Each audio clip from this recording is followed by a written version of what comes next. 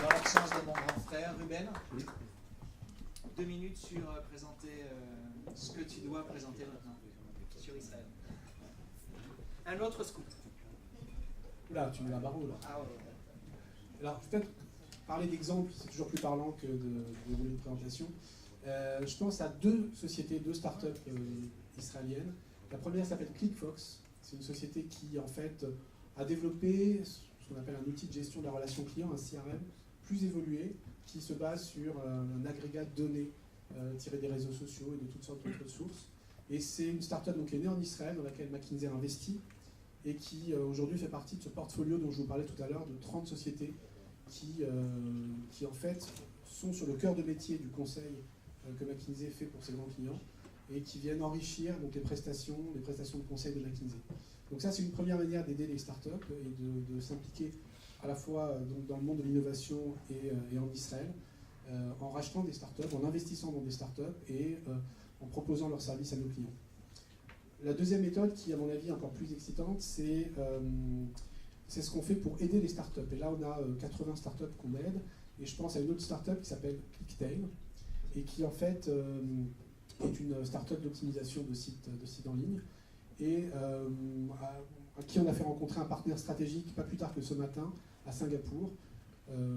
Là, a priori, personne dans la startup n'avait la capacité de mener à bien une telle mise en relation, puisque c'est effectivement le réseau des clients de McKinsey qui, intéressé par l'approche innovative de ClickTail, qui a souhaité rencontrer cette startup et faire un partenariat avec eux. Donc voilà, 2 exemples pour vous illustrer un petit peu les manières dont on peut aider le monde de l'innovation, particulièrement en Israël.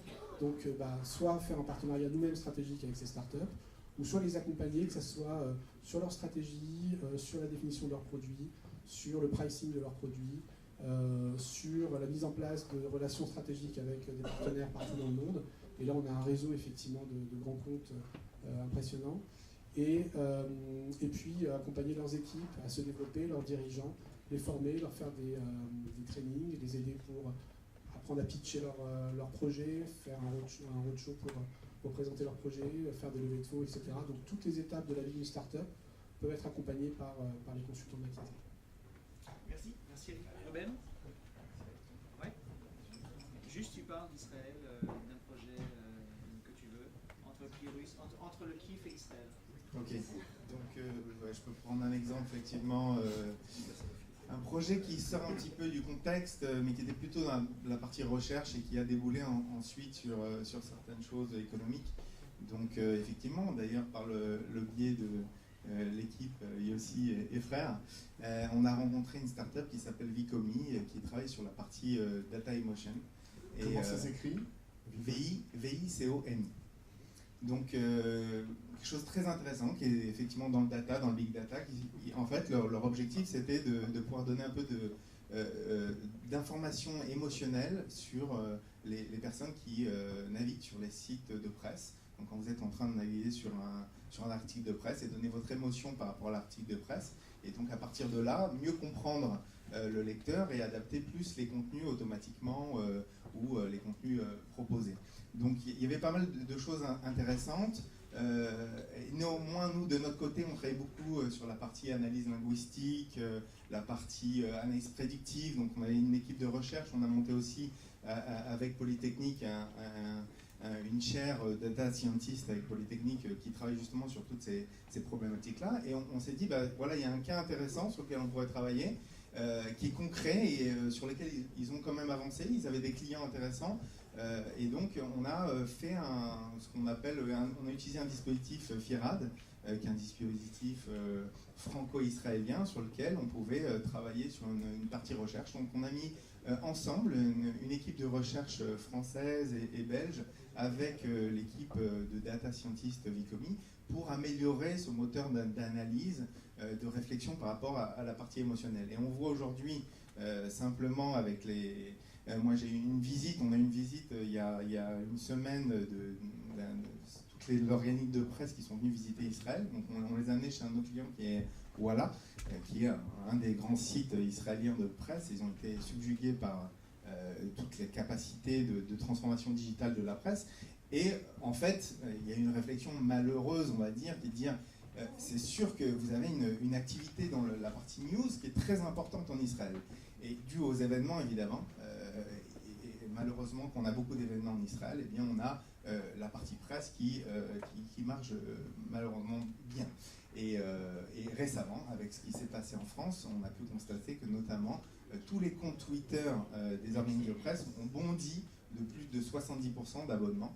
Et donc on voit bien que la partie émotionnelle est complètement liée à la partie utilisation. Et donc voilà, donc beaucoup de recherches par rapport à ça. Donc non pas simplement une avancée business, des avancées aussi technologiques, des avancées de réflexion sur des sujets intéressants et universitaires. Donc tout ça c'est intéressant. Donc il y a beaucoup à apprendre dans cette relation franco-israélienne. Cyril, le FIRAD t'a apporté au niveau des projets de R&D combien d'argent entre France et Israël à peu près pour l'instant? Je ne vais pas discloser cette information. Normalement c'est entre combien et combien? C'est entre 200 000 et oui. 1 million d'euros. Oui, c'est le minimum pour toi. Voilà, ouais. C'est ce genre de choses, sinon on ne regarde pas. Ok, merci. Yossi, encore 30 secondes, j'aimerais un intervenant. On a même un invité, tu veux veux qu'Amir parle? Voilà, 30 secondes. Alors je préfère qu'Amir parle. Voilà, exactement. Bonsoir à tous, je m'appelle Amir Eldad. Je suis désolé que je ne vraiment parle pas le français. So I will speak in English.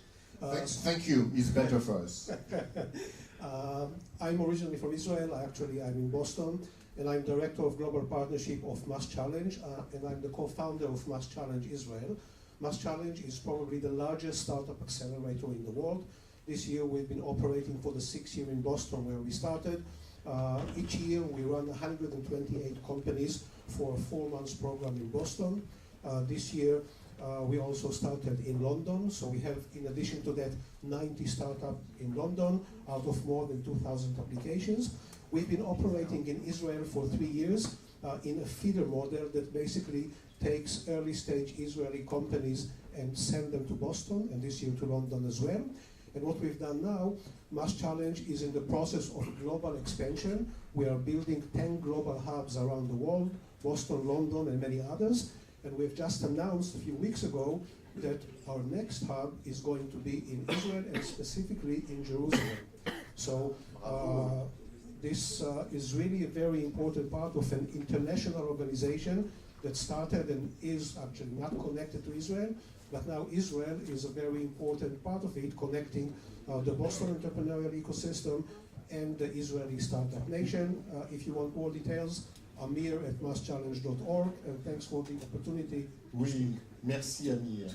Un relais pour discuter avec Mass Challenge, je crois que ce concept est très intéressant pour nos startups. Et donc merci Amir, et merci de nous avoir accueillis et merci de tout ce que vous faites pour les startups, parce que c'est encore une fois impressionnant. Merci. Superbes initiatives. Merci beaucoup. And just one word, Mass Challenge will open next year in Jerusalem, open to applications from all over the world. We would love to see French startups applying to Mass Challenge. There is no cost, we don't take any money, we don't take any equity. It's a great deal, 4 months of the best program of Startup Nation. Apply to Mass Challenge in Israel next year. Merci. Merci à tous les partages d'expériences. On voulait vraiment partager avec vous ces entreprises. Il y avait même eu deux scoops, donc toutes ces entreprises, toutes ces organisations qui font les choses avec Israël.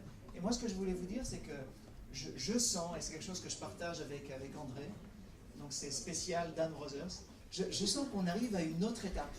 Beaucoup de gens m'ont dit, mais qu'est-ce que Tel Aviv peut apporter aux startups françaises et autres? Et je vais vous parler de cette étape en quelques secondes. Enfin, en 15 minutes.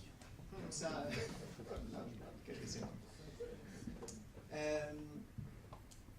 Pendant longtemps, on a vu des systèmes, des écosystèmes de l'innovation qui, évidemment, poussaient au maximum ce qu'ils faisaient localement. Et c'est fair enough. Enfin, Startup Nation d'un côté, French Tech de l'autre.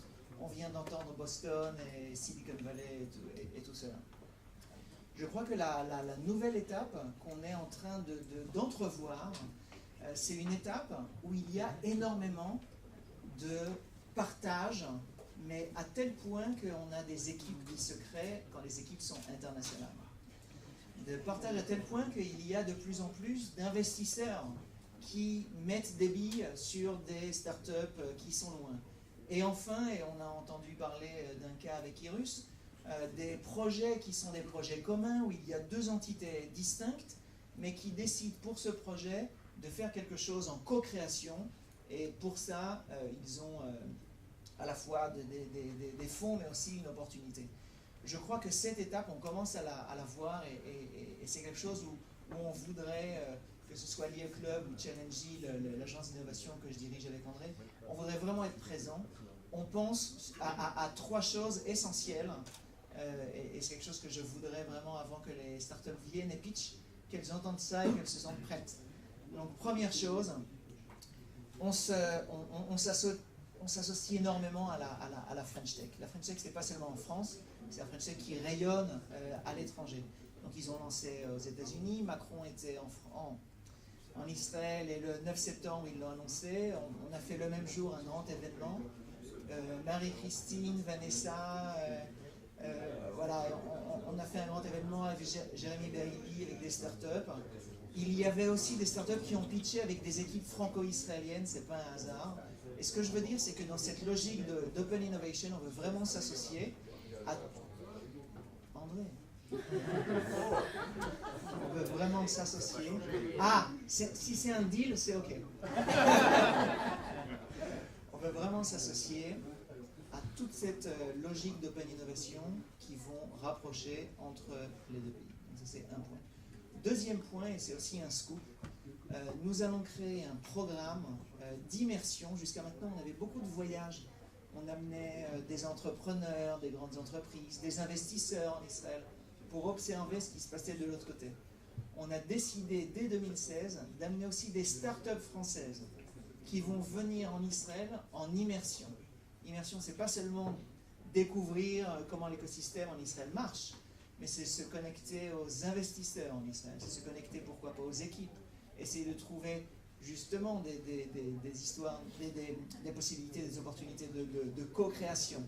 Donc ça, c'est quelque chose voilà, c'est un nouveau projet qu'on lance sur 2016, où on veut vraiment que les start-upers, les entrepreneurs puissent faire des choses ensemble. Et je finirai par un petit challenge. Chez Challenge, on aime bien les challenges. Un petit challenge, parce que je viens de parler d'un programme qui va aider les startups françaises à venir en Israël et à accélérer leur funding, leur techno, etc. Mais le challenge que je voudrais partager avec vous, c'est, comme vous le savez, ou pas, l'Europe est le premier continent au niveau de l'export pour Israël. Souvent, les personnes, même en Israël, pensent que les États-Unis, c'est le premier marché. Eh bien non, le premier marché d'Israël, c'est l'Europe. Par contre, il n'y a personne en Europe qui est un peu le leader de cette locomotive européenne, pour plein de raisons, et vous savez combien l'Europe est divisée sur plusieurs pays. Il y a des pays qui sont très dynamiques par rapport à Israël. Et moi, l'appel que je vous lance, tous ceux qui veulent nous aider à faire exactement la même chose, mais de l'autre côté, à être, pourquoi pas, en France, des gens qui peuvent accueillir les startups françaises, les aider non seulement par rapport à la France, mais sur l'Europe. Voilà, c'est le challenge un petit peu que je vous lance.